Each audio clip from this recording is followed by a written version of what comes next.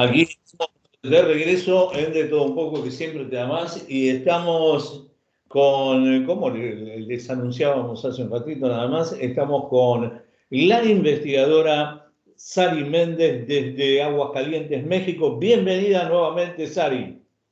Muy buenos días, Rubén. Muchas gracias por la invitación y pues siempre con mucho gusto estar contigo. Bueno, uno ya está, te digo, abrumado por tanta información, yo te digo, a veces me pregunto, ¿no? Uno va accediendo día a día a cataratas de información, de las cuales, separando la paja del trigo, hay muchísima información verosímil, ¿no? Y uno se pregunta... ¿Qué hay detrás de todo esto? No de la información, ¿no? O de la liberación de la información, pero cuánto tiempo se vinieron ocultando y cómo se pudieron ocultar tantas cosas que teniéndolas en la punta de la nariz no las veíamos, ¿no? Y yo te digo que hay muchísimo, una enorme cantidad de gente que todavía no ha tomado cuenta del punto donde estamos llegando, de civilizaciones que nos antecedieron y que dejaron huellas por todo el planeta, incluso quizás por el universo, ¿no? Donde hay, se vienen desvelando tantas cosas, ¿no? Se viene también con nuestro conocimiento del siglo XXI, se vienen interpretando conocimientos que han tenido otras civilizaciones equivalentes o superiores a los que podemos tener nosotros en el día de hoy, ¿no? Entonces, ¿qué pasa, no? Que los museos del mundo están llenos de objetos y evidencias de todo esto y el mundo científico lo mantuvo en silencio o no lo vio o lo dejó pasar o no sé cómo poder catalogarlo esto. Entonces digo, o uno vive ilusionado o uno es tonto o nos vienen ocultando una realidad evidente hace muchísimos años. Sí, y estoy de acuerdo contigo y sobre todo en las revelaciones, pero yo creo que la facilidad para estar en los medios de comunicación, sobre todo en redes, hace que la información vaya dándose más rápido y el avance de la tecnología, que se confirmen lo que antes quizá quedaba nada más como una observación y una hipótesis, ¿no? Y estoy ahorita muy sorprendida porque han surgido dos temas en esta semana muy interesantes que nos llevan al pasado. Entonces hoy quiero compartirte algo que ha publicado. De inicio a mí me llega de mano de Rafa Mercado. Él es un investigador, periodista, ufólogo, informador y licenciado en comunicación y medios de Perú, muy importante, que publica un artículo, compartió un artículo que nos habla de que se ha encontrado un mapa, no, perdón, se ha encontrado un manuscrito donde se habla de América 150 años antes de Cristóbal Colón. Nosotros ya teníamos las referencias de que los vikingos, los escandinavos, los daneses, ya habían viajado a través del mar Báltico, el mar del Norte, y habían llegado hasta Groenlandia. De hecho, se había declarado tierra nórdica en Groenlandia y los hallazgos de su presencia no solo en Groenlandia, sino incluso en Norteamérica. Estamos hablando en las fronteras de Estados Unidos con Canadá, incluso más hacia el sur, de presencia de ellos, ya estaba por lo menos documentada en cuanto a posibilidad de que hayan estado allí. Y Bueno, justamente también están las escrituras sumerias en Centroamérica, ¿no? Una cerámica que encontraron con escritura cuneiforme. sí, en Bolivia precisamente una vasija que no solo tiene escritura cuneiforme, sino que tiene símbolos que coinciden con varias culturas, incluida la china, la maya. Es como si fuera una especie de código no sé, de anuncio de la presencia de varias culturas, ¿no? Y lo que me llama la atención es que esto coincide con lo que acabas de comentar al inicio, de que se van dando a conocer ahora sí estos hallazgos. Antes se convertían en un rumor. El diario El Español, el 17 de septiembre del 2021, ha publicado que se descubrió un manuscrito de un fraile milanés, italiano, que habla de América 150 años antes de Cristóbal Colón. Y nos dicen que a mediados del siglo XIV, 150 años del viaje de Colón, ya había rumores en Italia de la existencia de una tierra desconocida al oeste de Groenlandia. Así lo anotó el fraile milanés Galvano Fiamma en su Crónica Universalis, que es un texto de la Edad Media, del cual solo se tiene una copia, y que fue comprado por un coleccionista en 1996 en una subasta en Christie's en $14,950. Me parece barato, ¿verdad? Pero bueno, yo creo que es más valiosa ahora. Y más ahora que ya se ha hecho el estudio, ¿no?, del documento. Dice que se ha encontrado una referencia a Markalada, reconocible como Markland, mencionado por algunos frailes islandeses de la época vikinga. Dice que los especialistas de la historia nórdica identificaron este lugar como una parte de la costa atlántica de América del Norte. ¿Sí? Y esto ha puesto de cabeza a los historiadores, porque entonces el famoso y gran ponderado descubrimiento de América y tan polémico de Cristóbal Colón, pues ya no va a ser el tal, sino que va a empezar a echar atrás, ¿sí? Esto fue publicado en una revista oficial de historia en Terra Incógnita, que apuntan que este fraile tuvo que escribir la obra alrededor de 1340. Y la pregunta es ahora, ¿cómo pudo haber conocido esta información?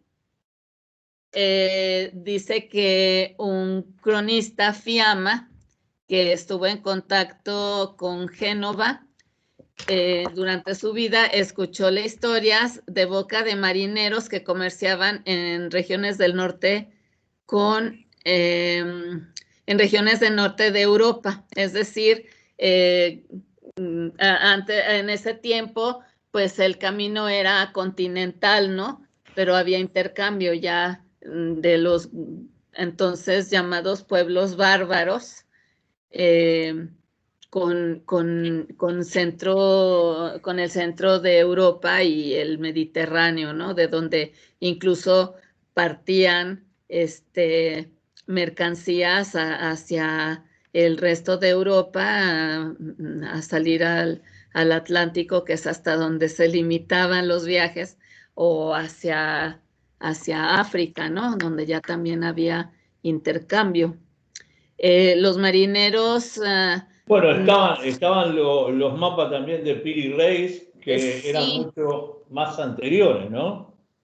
pues sí, él dice que el mapa de Piri Reis, esto es lo que me llamó la atención. Este manuscrito resulta más antiguo que el de Piri Reis. Que de Piri Él Reis. dice que Piri Reis lo dibujó en 1513. Esta es la datación que tiene, Lo que aunque tiene es que Piri Reis pone a la Antártida sin hielo, ¿no? O sea sí, que evidentemente ha recopilado de algún lado ese mapa. exactamente. Entonces, este manuscrito da la pauta para pensar que si ya se conocían estos datos, Piri Reis traza este mapa muy posiblemente de los relatos de estos marineros, de estos marineros europeos que ya hablaban de estas tierras, ¿no? Decía el texto, dice el texto del fraile, los marineros que surcan los mares de Dinamarca y Noruega, dice que más allá de Noruega, hacia el norte, se encuentra Islandia. Más allá hay una isla llamada Groenlandia y más al oeste una tierra que se llama Marcalada. Los habitantes del lugar son gigantes. Hay edificios de piedras tan grandes que ningún hombre podría ponerlos en su lugar, sino gigantes muy grandes. Allí crecen árboles verdes y viven muchos animales y pájaros, pero nunca ha habido ningún marinero que haya podido conocer con certeza noticias sobre esta tierra y sus características. Imagínate, esto da la pista de que ya había noticias de las construcciones de pirámides. Y ahora los gigantes estaban más al sur, en Tierra del Fuego, ¿no? Que eran los Patagones. Pues te tengo noticias.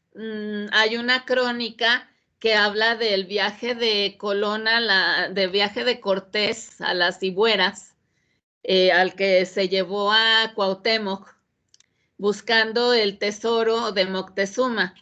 Se sabe que cuando empezaron a notar que los españoles venían con la intención de llevarse riquezas hacia Europa, puesto que pues era esa su misión, ¿no? Llevar las riquezas de las Indias hacia, hacia Europa. Ese fue el objetivo del viaje de Colón.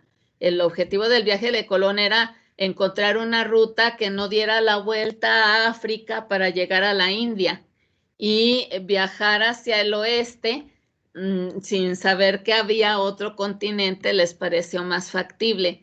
Y aquí van a empezar a haber muchas controversias porque Piri Reis sabía de estas tierras, traza un mapa que se adjudica un poco más antiguo de lo que se dice. Este libro de este manuscrito de este fraile, de ahora de 1340, está afirmando no solo que existía Islandia o Groenlandia, sino una tierra donde había edificios gigantes. Y en ese viaje de Cortés a las Cibueras, ellos narran que encontraron esqueletos gigantes de humanos de más de 3 metros de altura. Y realmente eso en la selva de Honduras, que eran antes las Cibueras, les dio mucho temor. Y los indígenas que los acompañaban, que como guías hacia esas tierras, que obviamente tenían que haber sido mayas, porque pues partían de la región de Chiapas para internarse hacia Honduras, les relataron que esos gigantes todavía existían y que no era buena idea entrar mucho más profundamente a esa zona porque era justamente la que habitaban esos gigantes. Entonces, esa fue la causa, y porque se les acabaron las provisiones y tal, que, bueno, la gente de Cortés dice que se les acaban las provisiones, los indígenas dicen que los españoles se murieron de miedo y mejor se regresaron cuando vieron los esqueletos de estos seres gigantes, es decir, la presencia de gigantes la ha habido en todos lados, incluso se habla de gigantes en la zona que rodea a Tula, a Hidalgo, a Tolán, al lugar donde supuestamente algunos sobrevivientes de Teotihuacán fueron a edificar la ciudad, otra pequeña ciudad de Quetzalcóatl. Y allí se habla también, por tradición oral, de la presencia de gigantes. De hecho, los atlantes que se encontraron como adjudicados a columnas que sostenían un techo sobre la pirámide de Tula, en la pirámide de Tlahuizcalpantecutli, que sería Quetzalcóatl, representaba esos gigantes que curiosamente, y yendo hacia el sur, tienen un pectoral muy similar al de Viracocha, al que vemos, por ejemplo, en Pumapunku o allá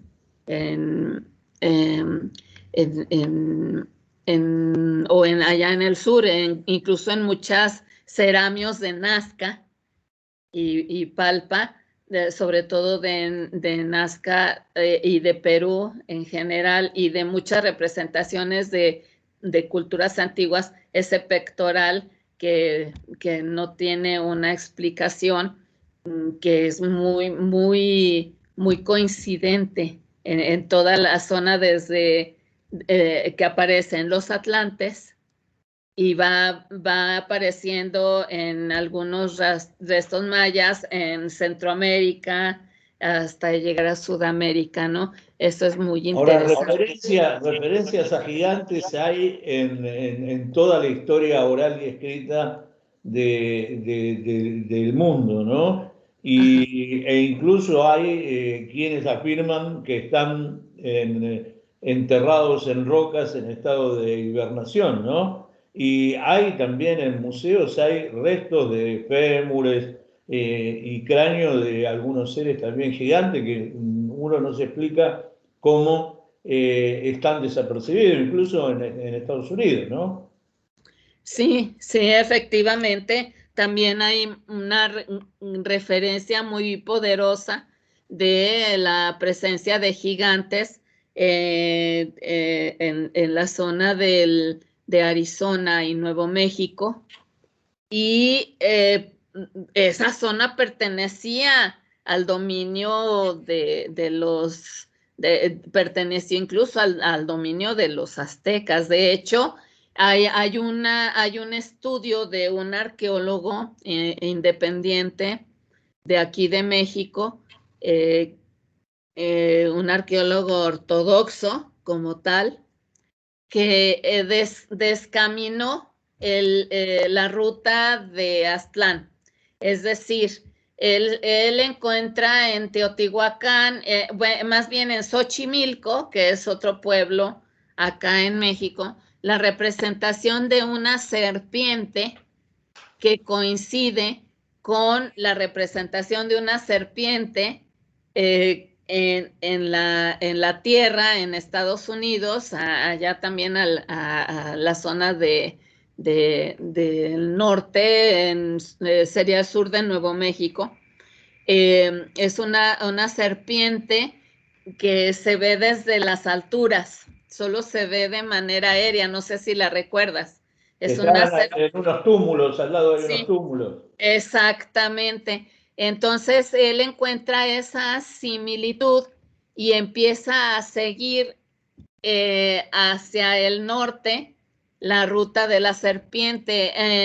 Está su canal por allí, se llama, ay Dios mío, bueno, después te digo, Descubridor Nómada, me parece. Él es un arqueólogo mexicano autorizado por el Instituto Nacional de Arqueología e Historia de México, ha estudiado en la UNAM, o sea, es un arqueólogo en toda la extensión de la palabra que se dedica a su trabajo y los recursos los adquiere de crear rutas de este tipo turísticas, es decir, llevar a la gente a los lugares donde una agencia de viajes no te va a llevar, o un guía de museo o de zona arqueológica no te va a llevar. Es más o menos lo que hace, por ejemplo, Ryan Forrester y todos ellos, que de ahí obtienen los recursos para seguir las investigaciones, ¿no? Y este muchacho, porque es joven realmente, va siguiendo la ruta de la serpiente y descubre que lo que se dice, por ejemplo, en las excavaciones de Teotihuacán, que encontraron un salón subterráneo de 7 aberturas, de 7 salones, que ellos dicen presuntamente que ese sería Aztlán y que de ahí partieron los aztecas hasta encontrar Tenochtitlán con el símbolo de... Ese lugar que tenía mercurio y tenía algunas valijas.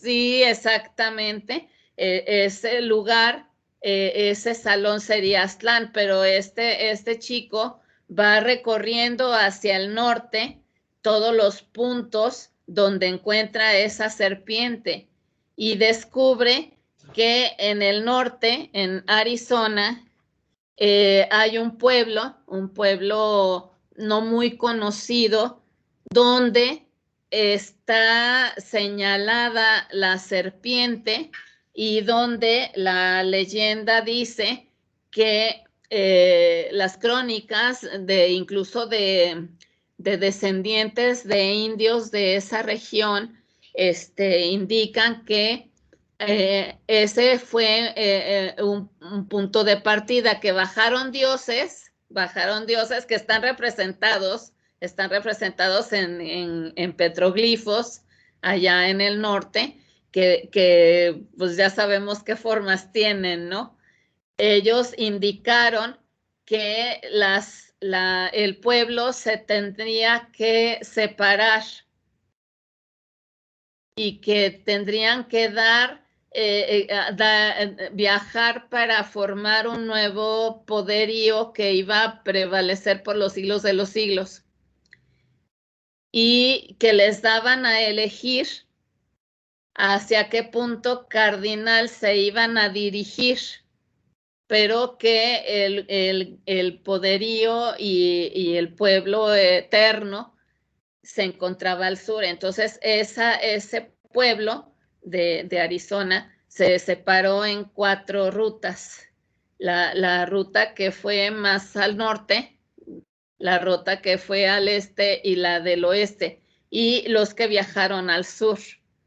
Entonces, los que viajaron al sur tuvieron la encomienda de seguir la señal de la serpiente, y conforme iban descendiendo, iban haciendo contacto con pueblos más antiguos que ellos, que todavía tenían pobladores, donde encontraban las serpientes. Y se dice que de 7 puntos de su camino hacia el sur se fueron uniendo gente de esos 7 pueblos, que luego dieron origen a los mexicas.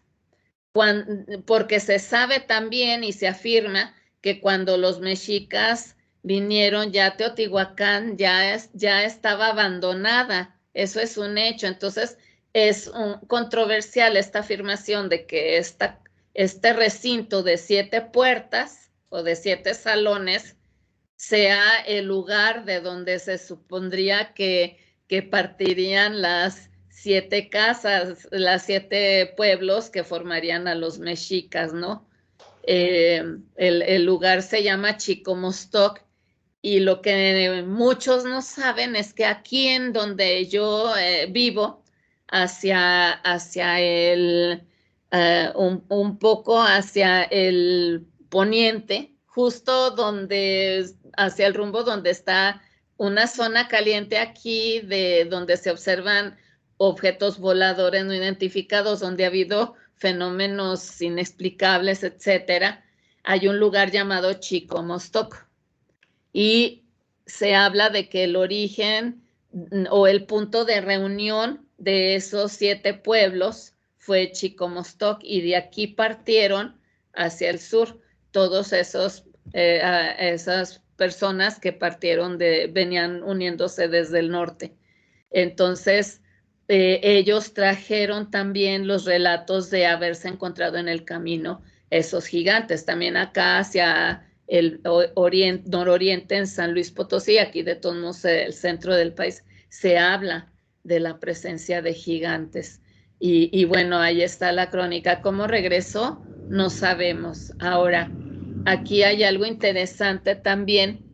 Lo que pasa es que ponele, hay gente que habla de gigantes de 2,20 m, que serían dentro de la media muy alto, pero hay otros que hablan de hasta 5 o 6 metros de altura. Sí, efectivamente, que es a los que se refiere este manuscrito que se está dando a conocer. Lo increíble aquí, Rubén, es que se da a conocer públicamente, está en internet y está la revista también. Yo encontré por lo menos el abstract.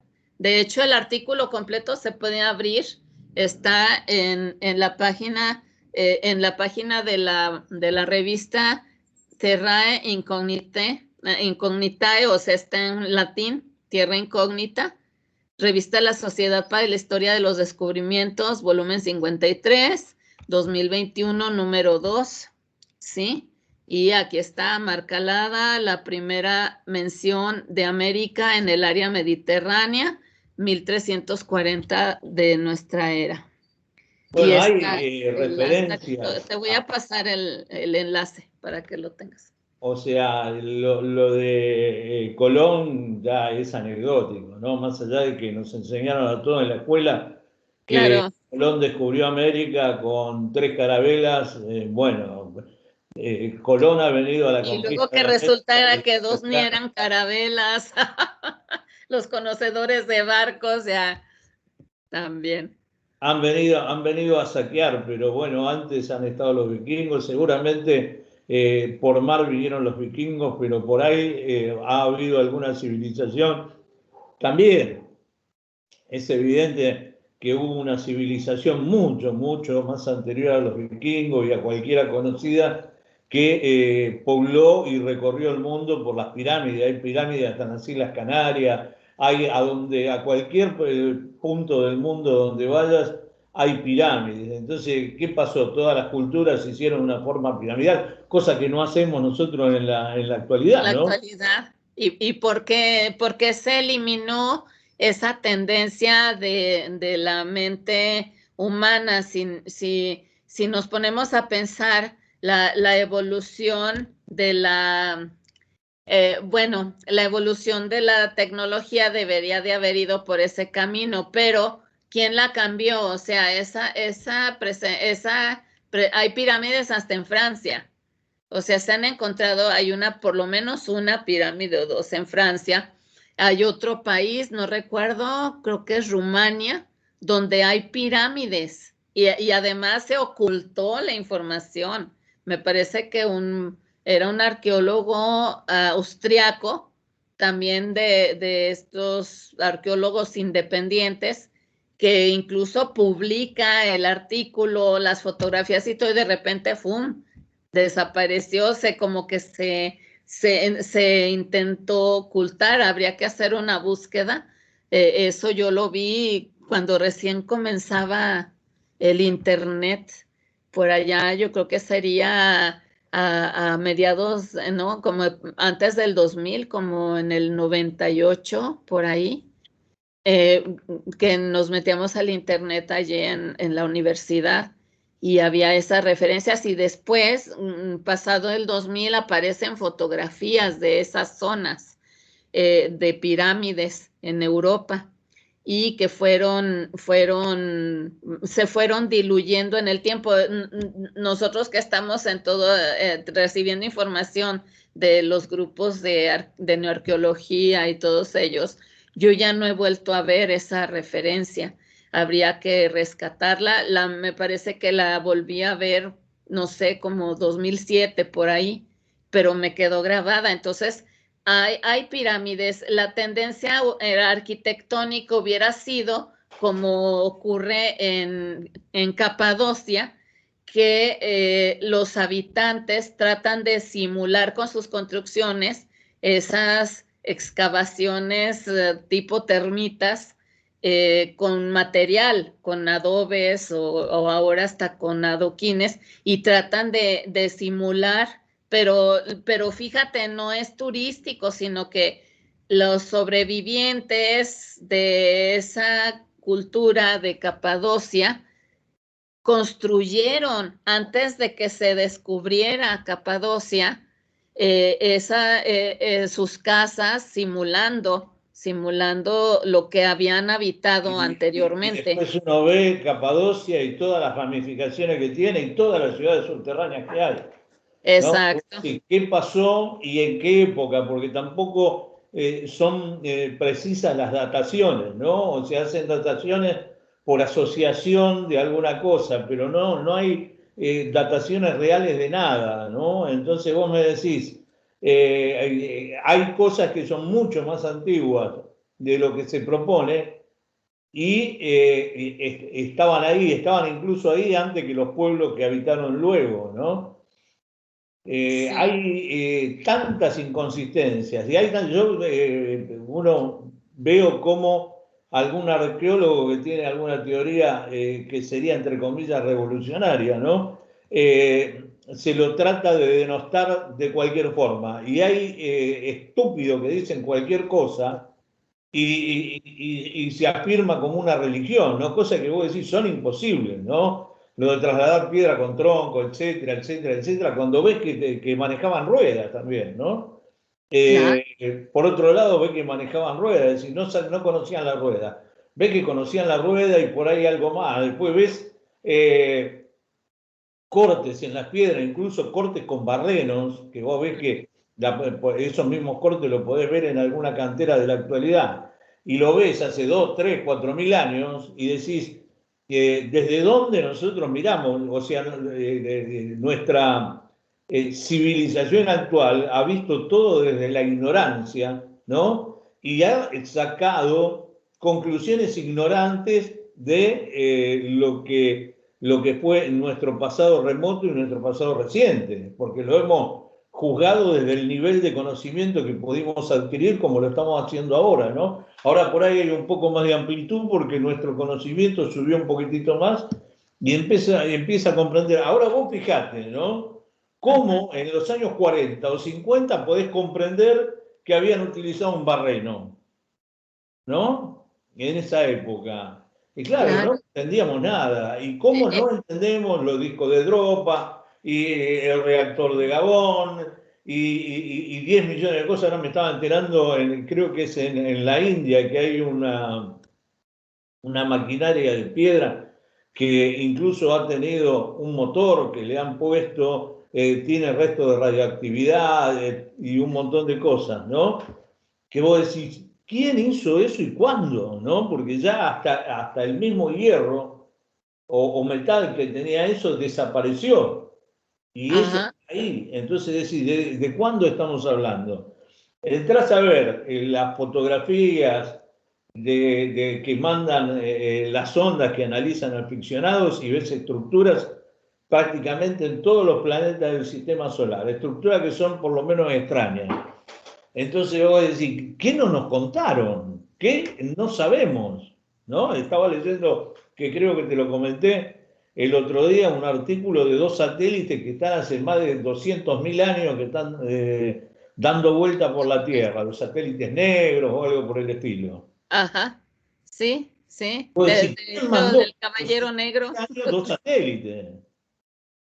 Sí. Y Porque fíjate, estuvieron ahí 200.000 años también, ¿no? claro, están de 200,000 años y siguen allí y hay más. De hecho, el otro día comentábamos eso, porque, por ejemplo, ya se dio a conocer también abiertamente que hay una alteración del núcleo de la Tierra, en el que por un lado se está calentando y por el otro se está enfriando, y esto está provocando esta distorsión del campo magnético, y si se distorsiona el centro, se distorsiona el mapa y ve lo que está pasando. O sea, en la cadena de terremotos estaba anunciado por ahí un terremoto fuerte acá en Centroamérica, que lo están esperando, en lo que está pasando en España, que bien, es cíclico. O sea, ya había hecho erupción este volcán en Palma, y lamentablemente ahora está destruyendo construcciones. Y yo, en un mensaje de un amigo que vive, pero en Tenerife, le decía, lamentablemente construimos en la ruta de la naturaleza, porque esa ladera de esas construcciones, ese escurrimiento de lava por siglos. Entonces, ¿cómo se permite que se construyan esos lugares? Es como cuando permiten que vayan y construyan en las riberas de los ríos, que se sabe que el cauce es enorme, y ahorita se ha medio controlado el asunto, pero ya está Bueno, empezando a haber acá hay una ciudad construida en la ribera de un río que, bueno, esperemos que no tome el caudal que tuvo históricamente, ¿no? Porque poblaría toda la ciudad. No, pues claro, y eso lo vemos Lo que aquí. pasa es que los tiempos geológicos son de miles de años, ¿no? Y nosotros tenemos tiempos Y, mucho más limitados, ¿no? y claro, y si fíjate, si estos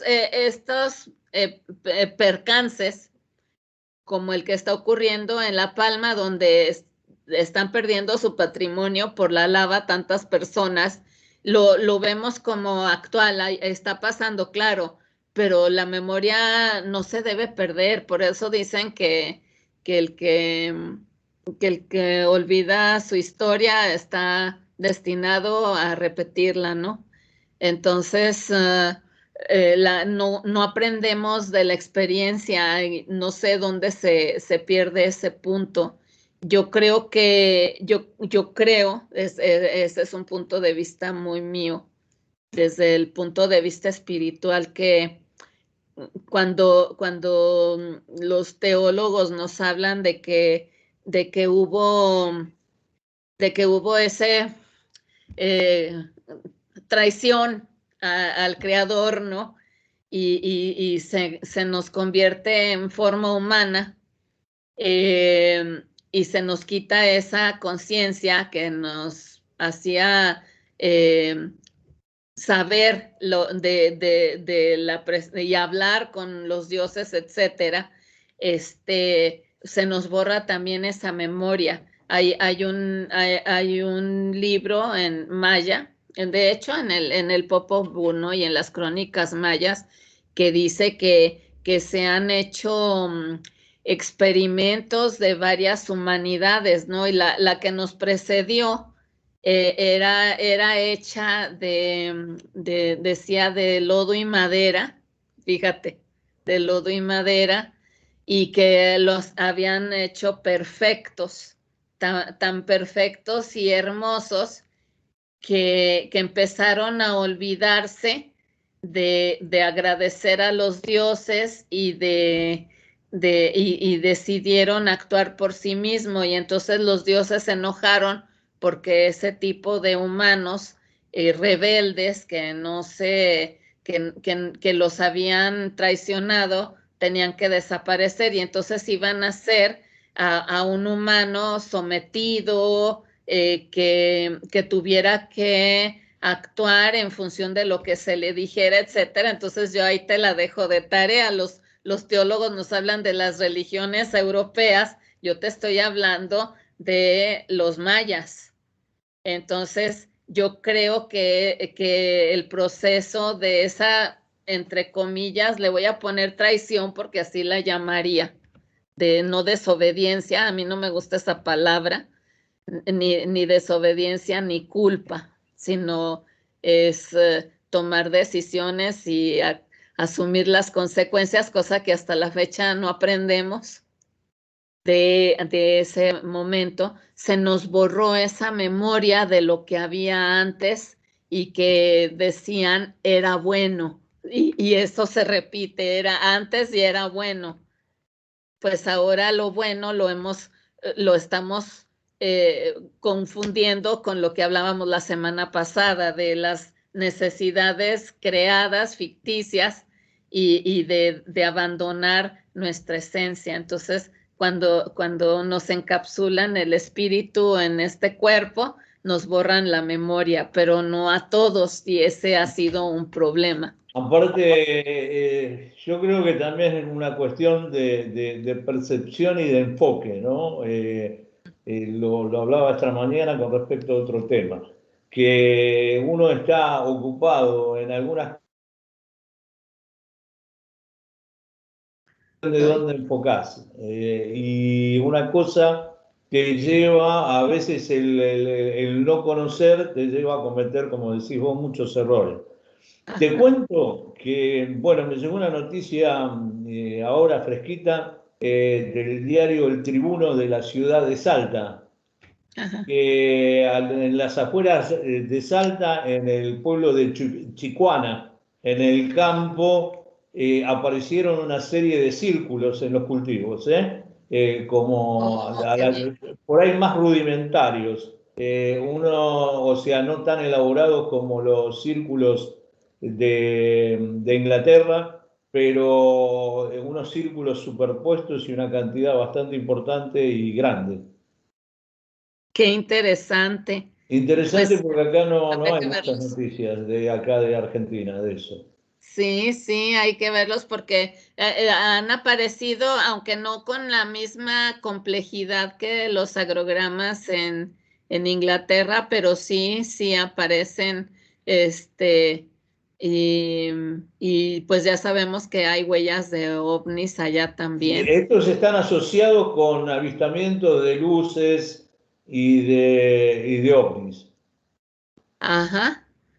Pues qué interesante, hay que estar al pendiente de esto. Salta es una zona totalmente caliente, hay unos casos increíbles De hecho, había de... caído uno hace unos cuantos años, que Sí, se lo sí, sí, llevaron los norteamericanos, o casualidad. sí, también se lo llevaron y justamente hablábamos el otro día de que hay que ponerse a pensar que de todo eso que han recogido, eh, de todo eso que han recogido, que tanto habrán podido desarrollar, porque Me hablando parece que bastante. justamente de Teotihuacán, el mercurio y el asunto de superconductor, eh, yo creo que además de desarrollar los famosos metamateriales, así como que nos quieren marear con un solo concepto, digo, de hecho yo lo hablaba con Andrea, le digo, no, le digo, déjate de los metamateriales, el sistema de antigravedad. ¿Por qué? Porque el que descubra un semiconductor que trabaje a Leí temperatura ambiente y hace que... un tiempo el trabajo de un inglés, Searle, el efecto Searle, que hizo con imanes un dispositivo, o sea, un generador y antigravedad, ¿no? O sea, de hecho, cuando puso en marcha el primero, le desapareció. O sea, ascendió y perdió el contacto. Y había un montón de videos y había algunos ovnis que fueron filmados que tenían más o menos el concepto del motor SEAR, ¿viste? O sea, no sea cosa que ya lo tengan resuelto el tema ese y lo vienen ocultando y que también nos queden una serie de capítulos más para ver sobre lo que conoce esta gente, ¿no? Ajá. Sí, mira, puse el artículo de justo 22 de septiembre del 2021, 11:52, tiempo de Argentina. El Y tribuno. el tribuno dice, fenómeno ovni, otra vez aparecieron estrellas figuras. Y estoy viendo, wow, no, aquí sí, no hay ninguna duda, mira cómo dejaron el trigal. Lo malo es que estaba a vista, no, indiscutible la forma de los crop circles. Hay Estoy una, viendo hay el una, pasto. una vista que está desde arriba donde se ve una serie que son. Sí, esto dice que es en encuesta de obispo del 2 de septiembre. Ajá, pues las señales están ahí. Que sean descensos de ovnis, parecería como una pista de aterrizaje allí. Había O gente bien que son que vio señales del cielo. objetos ahí. Están en el Sí, mismo ángulo. de hecho, a mí me apasiona una que investigó Cristian Soldano. Él sube sus investigaciones solo a YouTube, él no da entrevistas, no aparece en nada. Para él su interés ha sido más bien lo de fenómenos paranormales en antiguas iglesias en Argentina. Tiene también investigaciones muy interesantes. Y hay un caso de Salta, ahorita se me va la fecha, pero fue sería como unos 15 años, de un agricultor, una persona de campo de las sierras de Salta, donde él observa un objeto volador no identificado que baja y se posa en uno de los laderas de un cerro que tiene exactamente frente a su casa. Entonces, dice que le hablaron, ¿no? Que le dijeron que no tuviera miedo, que ellos iban a lo suyo y ya está, ¿no? Y después, le pasa a su hija que iba caminando hacia un pueblo cercano, pero tenía que bajar entre la ladera de esa montaña, luego subir otra y bajar al otro lado, ¿no? Para los que se quejan aquí que tienen que ir caminando 5 cuadras a comprar los alimentos y se suben al auto, bueno, ahí estamos hablando ella dice, caminando 45 minutos, mi respeto, yo no subo y bajo un cerro ni en 2 días, yo creo. El asunto es que cuando ella se va acercando a la ladera del cerro, esto es en Salta, ve una nave que ella dice como tipo un colectivo, como con ventanas, que baja y se posa en la ladera con unas patas, que baja unas patas y se posa, y que de ahí salen unos seres muy altos, que se veían como muy corpulentos, que tenían una especie como de remeras blancas, ¿no? Y que cuando que le preguntó Cristian Soldano, pues que si nos le dio curiosidad de acercarse, dice, sí, incluso me decían que me acercara y fuera, pero yo llevaba prisa por hacer yo llegaba prisa por llegar allá, ella tenía que llegar allá, algo que le urgía, ¿no? Dice, entonces, pues no, yo no les hice caso y yo me seguí caminando, ¿sí? Y que cuando regresó, que ya la nave no estaba, que le contó al papá lo que había pasado y fueron a ver y dice que estaban las marcas de las patas hundidas casi 40 centímetros en la tierra por el peso, ¿no? Entonces, ahí te la dejo de tarea, esa me encantó, porque además la frescura de la señora que dice, yo no podía, yo tenía que ir a lo mío. Yo dije, pues Ahora, así 40 estando de centímetros. regreso llego. Yo cuando ya regresé ya no estaba, pues ni modo, ¿no? Así como decimos en México, pues se la perdieron. pero ve, y ese tipo autobús o colectivo se ha presentado en muchos sitios allá en Argentina, hasta en el Uritorco, ¿no? Hay allí su famoso trenecito, qué sé yo. Acá lo que me Uritorco a contaba veces un chico. lo saco porque hay tanta fantasía también, ¿no? Con el Sí, claro, Uritorco. Entonces muchas veces no lo tomo muy en cuenta, muy en por ahí no cuenta. es justo, ¿no? Pero Hay una foto que a mí sí me llamó mucho la atención, porque se ve sobre el Uritorco un objeto alargado como con ventanas, ¿no? Y cuando a mí me pasaron la foto, pues ya sabes, ¿no? Intento más o menos mejorarla poquito sin sacar ninguna conclusión. Ya incluso digo, si la foto no es original, no vale la pena analizarla, porque sacada de internet ya pasó por 40,000 veces que la comparten y veto a saber en qué número la tomaste, ¿no? Cuando es lo más cerca posible de quien la publica, pues sí se puede hacer algo.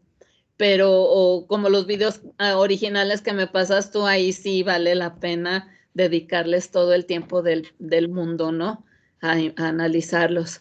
Pero, pero a mí sí me dejó muy intrigada porque era esa forma como de colectivo y no eran ventanas, eran como luces. De hecho, a quien me la pasó le dije, no, esas no son ventanas, son luces.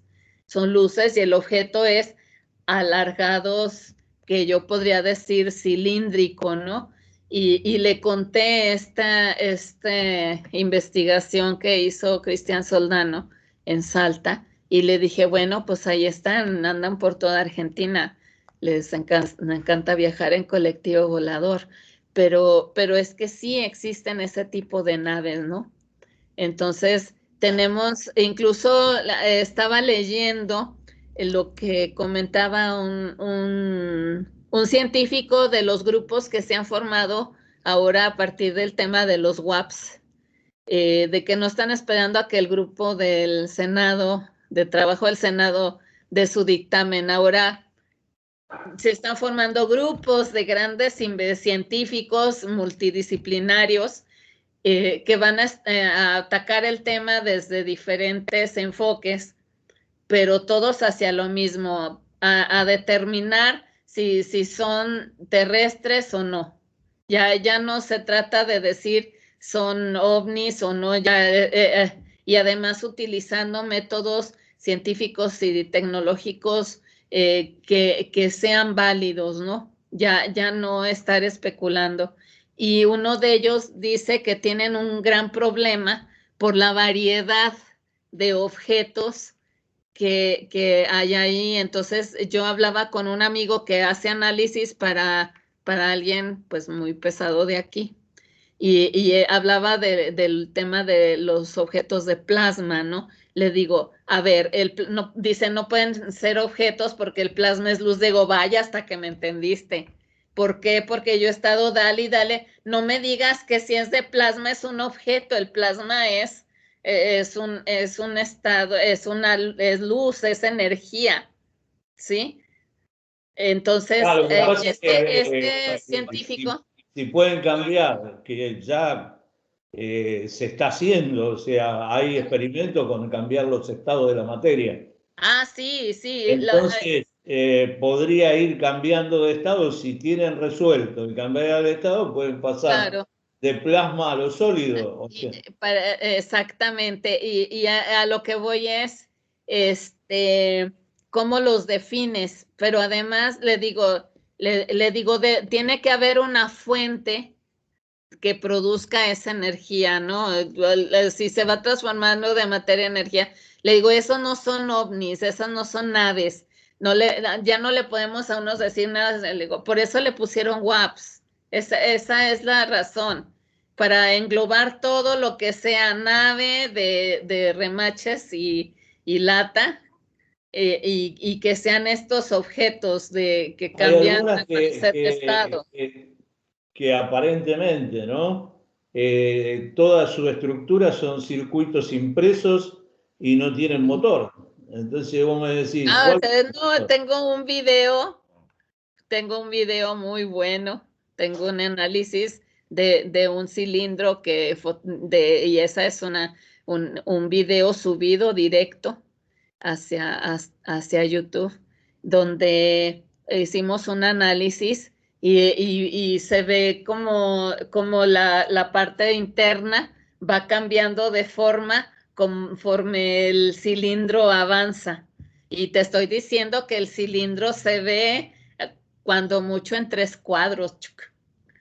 Mi amigo de Las Vegas está fotografiando uno de estos objetos que parecen como de plasma, que cambia, que ondulante, así, muy extraña.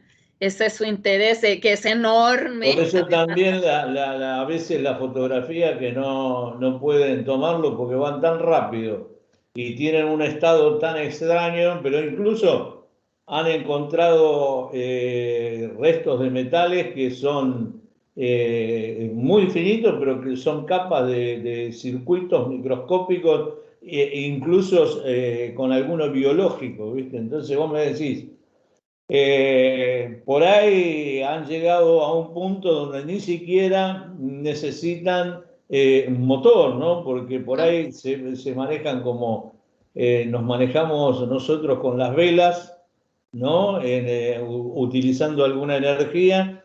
Por ahí se manejan utilizando alguna energía que desconocemos o que no sabemos manejar y se manejan tipo vela, pero con otra velocidad. Y también, bueno, los agujeros de gusano creo que ya han hecho, hay alguna empresa norteamericana que los ha creado, los agujeros de gusano, y que los están utilizando. Entonces vos me decís, de ahí al infinito y más allá, ¿no? Porque si se puede llegar a crear un agujero de gusano y a manipularlo para que uno pueda llegar de un lado al otro, ni siquiera te hace falta un motor, ¿viste? Así es. Por eso. Así es. Le damos la razón a Einstein y su universo plegado como una hoja de papel. Y fíjate, veníamos de estos hallazgos, de estas noticias antiguas, al tema del mercurio en la pirámide, de que lo primero es entender por qué estaba en forma líquida, si el mercurio no se encuentra en la naturaleza en forma líquida, para nada. Es un óxido que hay que calentar a no muy alta temperatura, pero sí produce unos vapores totalmente venenosos y tóxicos, ¿no? Y de cómo este mercurio se sabe que puede levitar, porque es el primer superconductor que además tiene capacidad antigravedad. Y a este tema de viajar al espacio a través de gusanos, ¿dónde está todo ese conocimiento? Pareceremos en pañales. En Egipto también encontraron río de mercurio. ¿Y cómo Sí, puede sí, ser? en la pirámide del primer emperador chino. Entonces, ¿cómo puede ser que si no tenían contacto hagan las mismas cosas, ¿no? Una simultaneidad. Por eso hay cosas que no resisten ningún análisis, ¿viste? Ahora yo no me explico, como gente que ha estudiado en universidades de renombre, no pueden darse cuenta de cosas que nos damos cuenta en el común de los mortales, ¿no? Pues a veces dicen que entre más te especialistas, más se especializa a la persona, más pierde la visión del entorno. La verdad que sí. Sari, realmente muy interesante. Hoy aprovechamos los minutos, pero a full. Bueno, vamos a seguir con estos temas la semana que viene. Hay mucho más para hablar, Vamos a ver muchísimo qué más sale. para hablar. Gracias por estar, como diría nuestro amigo Fabio Serpa. Gracias, Rubén.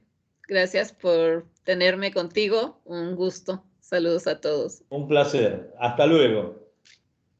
Bueno, Sari Méndez desde Aguascalientes, México.